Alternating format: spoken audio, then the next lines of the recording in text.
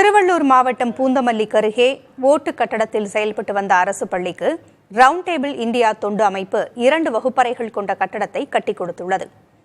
கண்ணம்பாளையம் ஊராட்சியில் உள்ள அரசு தொடக்கப்பள்ளி பழைய ஓட்டு கட்டடத்தில் இயங்கி வந்தது.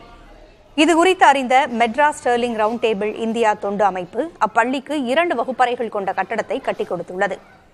GAVS நிறுவனத்தின் உதவியுடன் ஃப்ரீடம் த்ரூ எஜுகேஷன் என்ற திட்டத்தின் மூலம் 32 லட்சம் ரூபாய் மதிப்பீட்டில் இந்த வகுப்பறை கட்டடம் கட்டப்பட்டுள்ளது.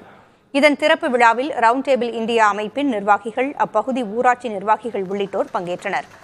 அப்போது ரவுண்ட் டேபிள் இந்தியா அமைப்பு நிர்வாகிகள் தங்கள் அமைப்பு இந்தியா முழுவதும் இதுவரை 9000 வகுப்பறைகளை கட்டிக் கொடுத்துள்ளதாக தெரிவித்தார்.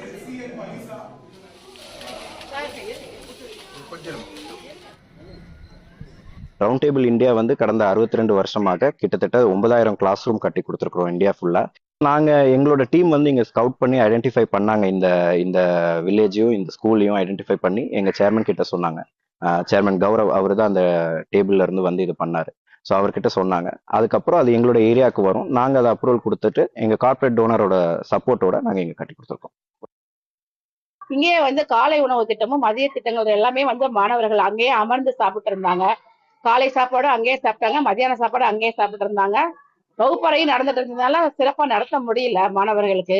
அதனால இப்ப இந்த 2 வகுப்பறை கட்டிடங்கள் இருக்கிறதுனால எங்களுக்கு வகுப்பறை தனியாக நடத்தி ஒவ்வொரு வகுப்புக்கும் 2 வகுப்பறையை கொடுத்ததுனால பிள்ளைங்களை தனித்தனியா அமர வைத்து பாடம் நடத்துவதற்கும் மாணவர்களிடம் நாங்க ரொம்ப நல்லா மூவ் பண்ணி அவர்களுடைய கற்றல் திறனை மேம்பட செய்வதற்கும் மிக சிறப்பாக பயன்படும் என்பதில் எந்த ஐயம் இல்லை.